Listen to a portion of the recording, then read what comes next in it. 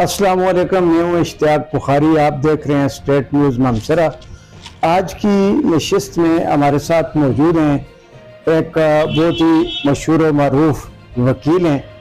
और district courts ममसरा और district के अंदर और एबटाबाद और मुख्तलिफ जो KPK की कोर्ट्स हैं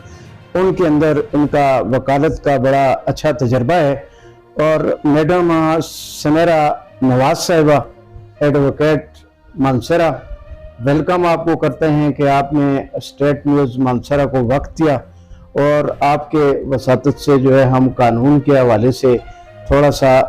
पब्लिक तक एक मैसेज पहुंच जाएगा, तो आपको मैं खुश आमदीद कहता हूँ। अस्सलाम वालेकुम बुखारी साहब। वालेकुम अस्सलाम। कैसे हैं? ठीक है, अल्लाह का शुक्र है जी। मैडम साहब, हम ये पूछना चाहेंगे कि अभी आजकल भी अभी जो हम अगर कुछ दौर पे नज़र लगाएं गुज़श्ता, तो लोगों का जो रुझान है वो ये है कि वो वकालत के पेशे से मुंसलिक हों और उसके लिए बड़ी तादाद लेडीज़ एंड जेंट्स की कोर्ट्स के अंदर जो है वो वकालत के पेशे से मुंसलिक होकर आ रहे हैं। तो आपने क्या सोचकर इस पेशे का इंतखाब किया था, क्योंकि और भी बहुत सारी फील्ड थी? जी, असल में बस जब बुखारी साहब मैंने शुरू किया था कॉलेज लाइफ से, तो उस टाइम पे बस ज़हन में यही था कि ये बहुत अच्छा एक नेक काम है, खिदमत खल्क है। तो उस टाइम पे बस ज़ाहिर है एक प्रैक्टिस में तो नहीं थे, एक्सपीरियंस नहीं था कि क्या होता है क्या नहीं होता। तो माइंड में यही आता था कि हम फी सबिलिल्लाह काम करेंगे, बाद में जो है जज बन जाएंगे और लोगों की खिदमत करेंगे। लेकिन क्योंकि हमारा ऐसा मुआशरा है कि जब इस फील्ड को मैंने शुरू किया तो फिर उस वक्त पता चला जी कि हकायक क्या है, यहाँ पर आकर जो है हमें किस किस चीज का जो है सामना करना पड़ेगा, मसाइल जो फेस करने पड़ते हैं। जी, तो काफी सारा जो है मुश्किलात हमारे रास्ते में भी आई। ये नहीं है कि पढ़ाई खत्म की और वकालत में शुरू कर दिया जी। तो फिर मैंने प्रैक्टिस स्टार्ट की जी, जस्टिस लतीफ खान साहब के साथ मैंने प्रैक्टिस शुरू की। तो माशाल्लाह से मेरी ये भी प्रैक्टिस को 12 साल हो गए, 11-12 साल हो गए हैं बुखारी साहब। तो बस अच्छी है, लेकिन जो एक माइंड में रख के आए थे कि फील्ड ऐसी होगी खिदमत खल्क वाली, वो चीज नहीं है जी। ये था कि एक तो खिदमत खल्क जी, और दूसरा ये था कि आगे फिर आप जुडिशरी के लिए चले जाएंगे। तो खिदमत खल्क तो उस वक्त तक कैसे होगी जब फाइनेंशियली आप मजबूत नहीं है ज़ाती तौर पे।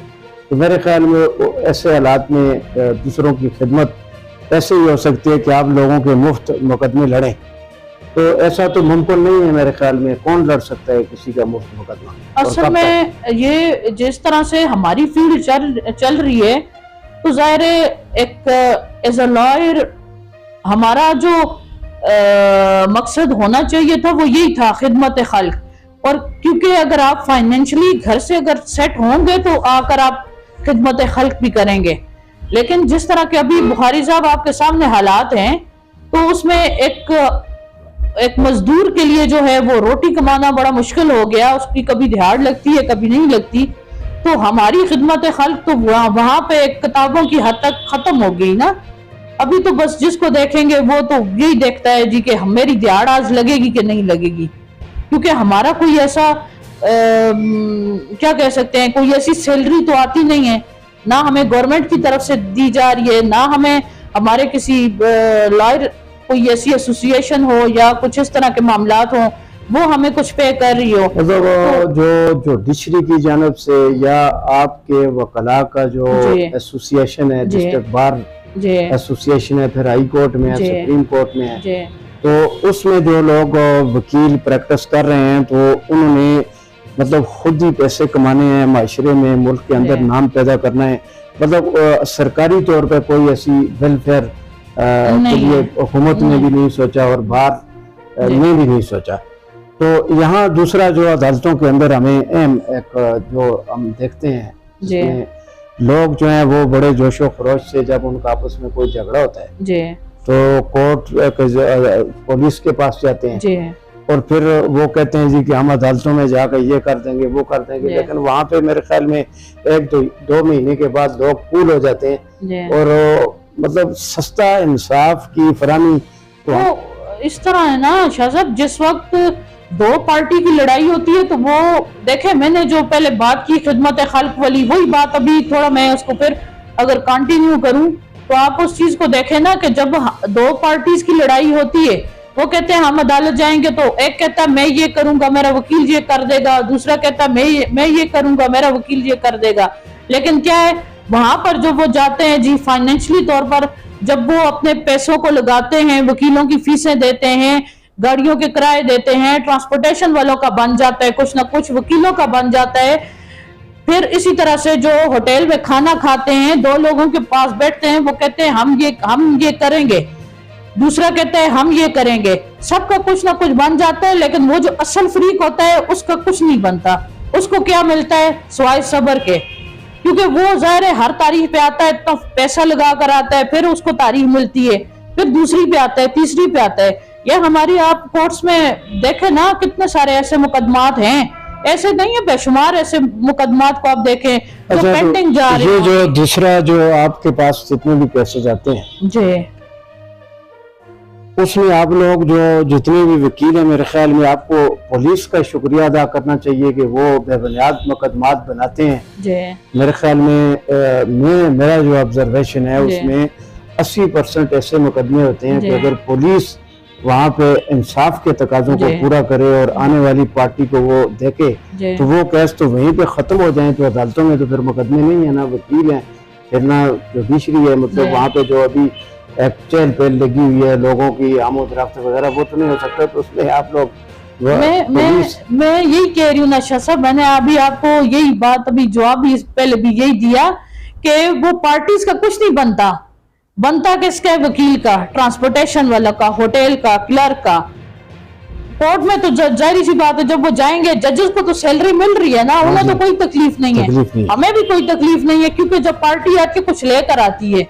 تو ظاہر ایک مفروضہ جو ہمارے وکلا کے لیے جی کیا ہے جی، گھر سے تو نہیں لے کر آتے نا، وہی ہمیں کچھ نہ کچھ تو دے کر جاتے ہیں نا. تو اس میں جو وکلا ہیں جی، جو مقدمات بنتے ہیں کرمنل، وہ بھی لوگوں کا جھگڑا ہو گیا ہے، پولیس جو ہے وہ دفعات لگاتی ہے. تو کورٹس کے اندر تو یہ بھی کچھ پتہ نہیں ہے کہ کون سے مقدمے کی کتنی فیس ہے. تو وہاں پہ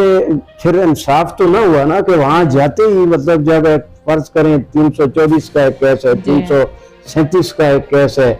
مطلب اور دفعات کو دیکھ لیں، مطلب فیس کے تعین کے لیے بھی وہاں عدالت میں کوئی فارمولہ ہے آپ لوگوں کے پاس؟ نہیں شاہ صاحب، اس کو کیا ہے، میں نے آپ کو بتایا نا کہ یہ تو ایک دیہڑی ہے، دیہڑی دار مزدور. جس طرح سے دیہڑی لگ گئی جی ٹھیک ہے جی، کوئی جو مزدور ہے وہ 1000 روپے لے رہا ہے جو آج کل کا دور چل رہا ہے، کوئی جو ہے 600 لے رہا ہے، ان کو صرف اپنی دیہڑ سے مطلب ہے، ان کو سے کوئی مطلب نہیں ہوتا. 337 کا 324 کا ہم ایک کیس لے لیتے ہیں، ایک وکیل جو ہے اس کی 50,000 فیس مانگتا ہے، آپ کی جوڈیشری کے اندر ہم نے دیکھا ہے ایک 20,000 مانگتا ہے، ایک 10,000 مانگتا ہے. تو مطلب اس میں پھر جو جانے والا سائل ہے، بات وہی ہے کہ اس کو تو وہاں پہ جا کے مطلب کوئی انصاف نہیں ملتا. تو جس طرح کا وہاں آغاز ہوتا ہے تو اس آغاز کو ہی مطلب لوگوں کو تکلیف ہونا شروع ہو جاتی ہے جب فیس کا کوئی تعین نہیں ہے. مطلب ایک غریب آدمی جو ہے کیا فیس دے، یا آپ فرض کریں کسی کا کیس مفت آپ لڑتے ہیں تو اس صورت میں بھی کوئی وہاں پہ ایسا رول ہے کہ جس میں اوپر سے جوڈیشری یا بار ایسوسیشن کوئی جو غریب آدمی ہے وہ کیس آپ لڑتے ہیں تو اس میں کچھ ملتا ہے آپ وکلا کو؟ اس میں تو شاہ صاحب نہیں ہے نا. میں یہی آپ کو بار بار ایک ہی بات کا جواب دے رہی ہوں کہ جس ٹائم پہ ایک ہمارے پاس بندہ آ جاتا ہے، سائل آ جاتا ہے، اس کو کوئی پرابلم ہے تو ہمارا جو ہے نا بس اس کو ملتا کیا ہے، اینڈ میں آ کر اس کو مل کیا رہا ہے، یہ نہ دیکھے کہ ہمیں کیا مل رہا ہے. یار ہم تو جب اس کی ڈیٹ ہوتی ہے وہ تو ہمیں فیس پے کر رہا ہے، لیکن اینڈ میں آ کر اس کو تو مل تو صبر ہی رہا ہے نا. تھوڑا صبر کرو جی، آج ڈیٹ ہو گئی ہے، اگلی ڈیٹ نیکسٹ ڈیٹ پہ آتا ہے، صبر کرو جی. تو یہی صبر ہے شاہ صاحب. میں نے تو انصاف کو ابھی تک اپنی آنکھوں سے ہوتے ہوئے نہیں دیکھا. اگر میں اگر بولوں کہ نہیں فلاں بندے کو انصاف ملا، نہیں، انصاف کدھر اس کو ملا ہے، میں ایز اے لائر مطلب نہیں کہہ سکتی نا جی کہ اس کو انصاف ملا. 5 سال کیس چلتا ہے کورٹ کے اندر، مطلب ایک 302 کا ایک ملزم پولیس نے پکڑ لیا، 5 سال کے بعد عدالت کا یہ فیصلہ آتا ہے کہ جو ایویڈنس ہے اس کی بنیاد پہ اور جو وکلاء کے دلائل ہیں ان کی بنیاد پہ کہ یہ جو ملزم پولیس نے مطلب نامینیٹ کیا تھا جس کو مطلب جیل میں بند کیا تو وہ باصیت ملزم 4-5 سال اس نے جیل کے اندر گزارے، اس کا خاندان جو ہے وہ بھی ظاہر ہے معاشی طور پہ بدحالی کا شکار ہو گیا۔ تو جب 5 سال کے بعد یہ فیصلہ آتا ہے کہ یہ ملزم بے گناہ ہے، مطلب دلائل اور ایویڈنس اور یہ تمام چیزیں، تو وہ ملزم جو ہے بری ہو جاتا ہے، ٹھیک ہے جی۔ تو پھر کیا وہاں پہ آپ لوگ یا عدالت کے اندر کوئی یہ نہیں پوچھتا ہے استغاثہ سے جو مدعی ہوتا ہے اور پولیس سے کہ یہ جو ملزم آپ نے دیا تھا یہ تو نکلا بے گناہ، تو اب اس کیس کا اصل ملزم کدھر ہے؟ میرے خیال میں بات یہیں پہ ختم ہو جاتی ہے، بس دونوں فریقین واپس گھروں کو چلے جاتے ہیں۔ یہ قانون تو موجود ہے نا شاہ صاحب، قانون تو موجود ہے یہاں پر، لیکن یہاں پر پھر یہ بھی دیکھیں کہ ایک بندہ آلریڈی 5 سال اس نے جیل میں گزارے یا 5 سال وہ مقدمے کرتا رہا، ایٹ دا اینڈ اس کو کیا ملا کہ ہاں جی وہ بے گناہ ہے۔ اب وہ واپسی پہ کوئی الٹرنیٹ اس کا وہ تو نہیں لے گا نا، وہ تو شکر کرے گا بھائی عدالت نے مجھے بری کیا، بس ادھر سے گاڑی پکڑے گا، روزگار بھی گیا، کاروبار بھی گیا، اور آخر میں صرف جان چھٹے پھر یہ انصاف تو نہ ہوا۔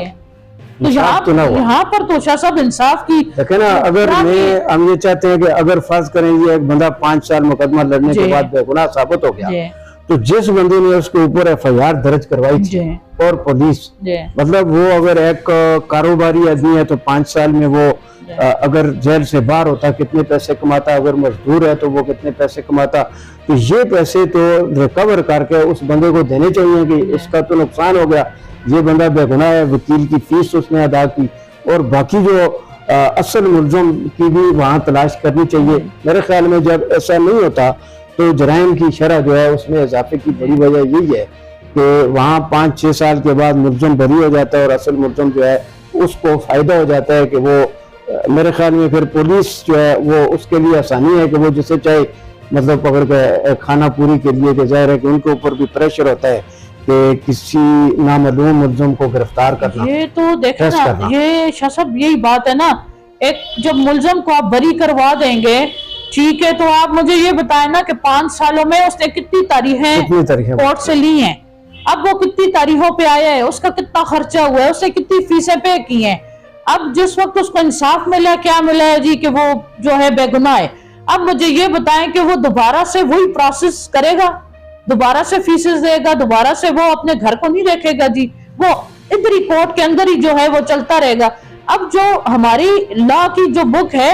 اس میں جو لا موجود ہے شاہ صاحب وہ تو ایک کتاب کی حد تک ہے نا، وہ تو اس چیز کو تو ہم مانتے ہیں، لیکن آیا جو پریکٹس کے اندر چیز آ رہی ہے وہ بھی اسی کے ساتھ ہے؟ یہاں پر تو 5% اگر آپ دیکھیں تو لوگ لا کے ساتھ چل رہے ہوتے ہیں، لیکن جس وقت ان کو انصاف کی فراہمی ہو جاتی ہے 4 سال 5 سال 6 سال، لیکن اس کو آیا وہ چیز ملی ہے کہ نہیں ہے،